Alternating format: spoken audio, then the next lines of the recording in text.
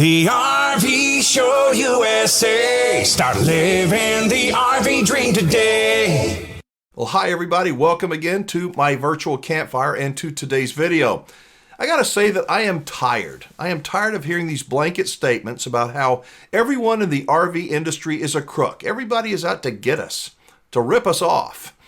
And while there are definitely a good many folks who I believe need to get out of the industry, there are some fine, I mean mighty fine human beings that should be saluted and recognized. I thought this was a good time to show you the kind of people who sell RVs that I really respect. Now, if you're a regular viewer or if you attend many RV shows, you'll likely recognize my next guest. He works for the Flagstaff Rockwood division of Forest River. And would he like for you to buy one of their RVs? Come on. Seriously, the reason we're playing this part of my recent interview with Zack is for you to see that there are some great, honest people who are not just in the RV business, but they all realize that we're in the people business, whether you're buying an RV today or months or even years down the road. What makes Zack the most proud, I guess? Give me a scenario when you go, man, we're doing good. And then, I want to know kind of what maybe for you, I know you're an industry insider and people are like, well, but I just want to know what makes you feel good where you know you're doing right, and what is some of the most frustrating things that you have to deal with? I think so what I enjoy the most is I really enjoy working with my sales teams out there. And when I say my sales teams, I mean, I work for the manufacturer, but my dealers, that their sales teams, when I work with them and they're engaged, they want to learn, I can help educate them on the product and how to help more customers. Not how to sell more, it's how to help more customers and how do we approach this and really coach them, and they get it and they internalize that. And then you see it in action or you get feedback on that. That makes me proud. That's fun to me. I love seeing it when, it is more of a, and this might sound silly, but more of a heart-led type of sale where you're truly just trying to help that customer figure out what they want, where they're going to go, and remember that this is fun. And then you guide them a particular way that is best for them. And then everybody wins. I love that. Even if they don't buy my product, but seeing the sales teams do it the right way is extremely rewarding to me. I really like that. You know what, Zack, that is to take something that you had mentioned a couple of RV shows ago, was that it's the difference between long-term thinking and short-term thinking, farming and hunting, that the best dealers are the farmers and because they think long-term. Why don't you talk about that? Because you're the one that kind of came up with that metaphor. Yeah. I think the difference is like I just said, even if that customer doesn't buy my product, but let's say I worked with them at a show and I help them buy something that's actually a better fit for them because of how they're going to use it or whatever it might be, as long as they had a good experience, well, now you have one more family that is in the RV industry that is having fun and having a good time rather than battling all this stuff because they got put in the wrong unit. They're going to tell everybody that hey, we had a great experience here. These people helped us tremendously. That all comes full circle in my opinion. And I truly think that the more people you can help, the more that comes back. And it's you're planting seeds for the future. I don't need to sell them all today, right? It's not like I have to do that. Do we want to sell as many as we can? Of course, right? This is a sales-driven organization. There is no question. But I think there's a difference between making a killing and making a living. Right. And one of those is extremely rewarding. Some people out there don't care. They think the other one is extremely rewarding. I think it's way more rewarding to help a ton of people and improve experiences because it helps our industry. And as our industry grows and gets better, do you think that maybe my piece of that will keep growing as well? It will. Well, of course it will. And so that's probably my take on it, and as far as what disappoints me is it's the opposite. When you see somebody that's coming in there kind of like a gunslinging type mentality, you're I'm just going to jam them in here and do that. I'm out.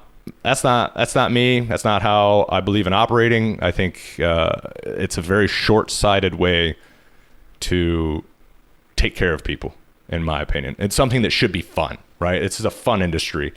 it's families, it's adventure, it's freedom. Are there issues and things like that? Of course, our industry has them. We have warts. There is no question.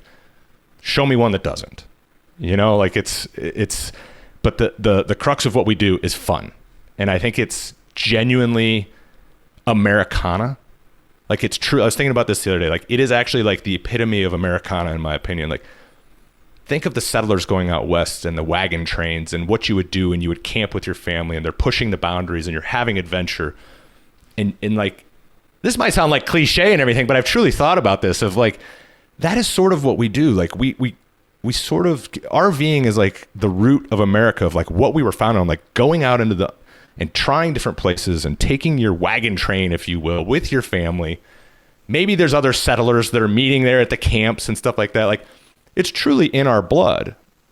And trying to remember that, where it's like, this is bigger than just ones and twos on a spreadsheet, right? Like, so I'm just going to say this, that, you know, you do a lot of traveling, and I know you stay in a lot of hotels and all that kind of stuff, but you're still an RVer. You got a beautiful family, a couple little girls that you adore, and that time is so special, and you choose to spend a lot of that time in an RV, in a trailer. And I just think we're ordering another one, you know, like it's because of that, right? Like the adventure, and you know, no matter how I say it, there's going to be somebody that's like, oh, it's an adventure when this happens and that, like, oh, how are you going to do that? Like, yeah, that's part of the adventure when stuff goes wrong. Right. And how you figure it out as a family, and how you model for your kids of like, yeah, guess what? We got a flat tire on the side of the road at 5:00. This sucks. But how are we going to manage it? Is this a teaching lesson? Like, there's so many little things that I think RVing offers families and kids that we need more than ever. You know, like playing in the mud instead of on a screen.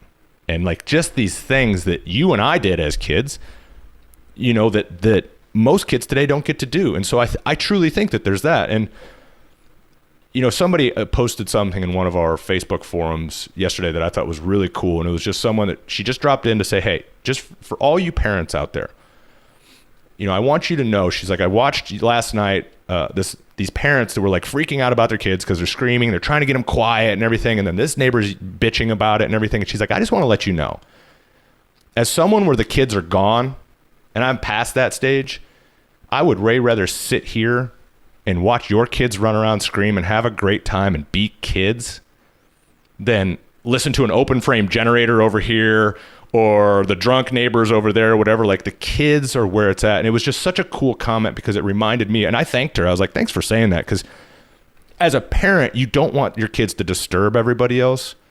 But that's what this environment is you're getting them outside to go just play and run and be kids. And it was a super cool reminder of, there are other people out there that recognize that, and that's what this is about. And like, I think for families, I really can't think of a better like slice of Americana, if you will. Like, just what we do. It's pretty cool. I get a lot of phone calls and emails from people, especially from women. It's like solo women travelers. I just can't believe it.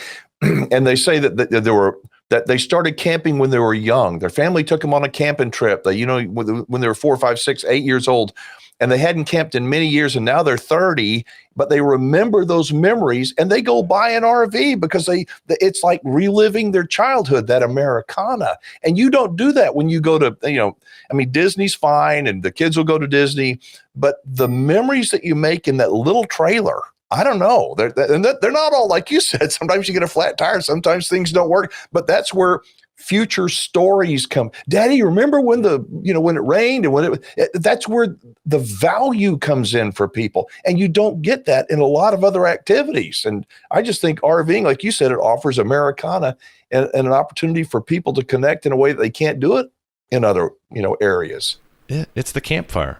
Right? Like, I mean, it's like there's something primal there too, right? Like, it's the campfire, and you're right. It is more often, if you think back about stories, it's more often, it's like the hero's journey, right? Like, oh, you had to overcome these struggles. If you think back about trips and things you did with your kids, they probably do remember like, hey, remember when everything went to hell, but we figured it out and we had a great time. And at the time, you're ready to murder each other, right? Like, you know, like you're driving, everybody's running, you're like, oh, I'm going to drive into this, you know, cross 4 lanes of highway here in a second and end it all. Like, but you look back and everybody talks and it's like, oh God, you remember that? Like when this happened and that happened. And like, I've got story after story of when I was a kid of just things that went wrong on trips.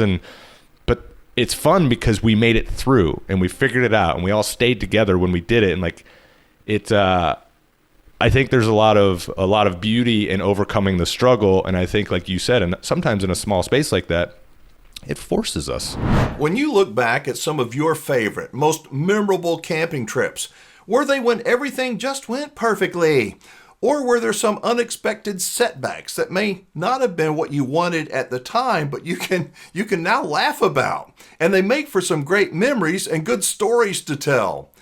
RVing provides something special, something that other activities cannot compete with. I think that is a huge reason why RVing is going to remain popular no matter what the economy does. There's something, I don't know, almost primal inside of us that I think longs to be in nature, spend time in nature with those we love in outdoor settings. But what do you think? Drop a comment down below and let me know if those, I don't know, bumps in the road on camping trips are simply too much, or do you think like I do that they make for some great memories and great future stories? And for when Zack and I record again, is there something that you would like for me to ask him? I mean, anything about the RV industry, about manufacturers or dealers or brands, trends, I don't know. Anything you'd like me to ask him in our next interview, let me know in the comment section down below. He's a great guy who is open to any kind of question or comment that has to do with RVing. All right, thanks to Zack Reiniger for joining me today. If you see him at an upcoming RV show, go by and visit with him. I think you're going to agree he is definitely one of the good guys. And thank you for joining me. Again, drop your questions for Zack down below. Y'all be safe, have fun, play nice, and don't leave your good manners at home. The Wingman is out of here.